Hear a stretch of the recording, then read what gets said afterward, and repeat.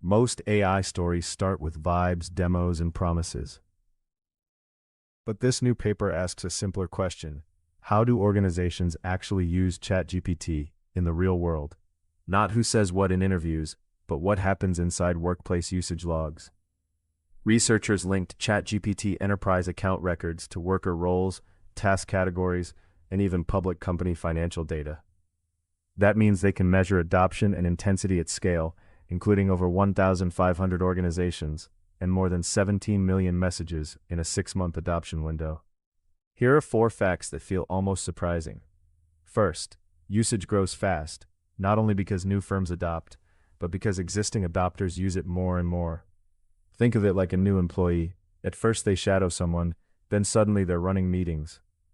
Second, adoption among U.S. public companies isn't random. It concentrates in larger, more valuable firms, especially those with more R&D and higher SG&A spending. It's like AI adoption tracks energy, budget, and experimentation.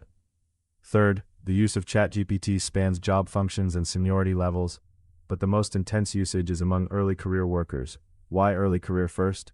Because they're writing, translating ideas, debugging documents, and moving fast.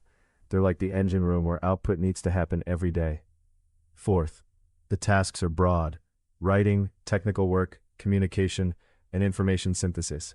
Imagine ChatGPT as a Swiss Army knife. The tool doesn't replace the job, it upgrades the workflow. So what does this mean for you?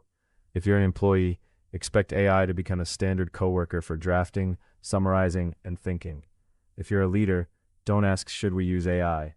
Ask, where does it fit? Which tasks, which roles, and how do we measure learning over time? Now I want to hear from you.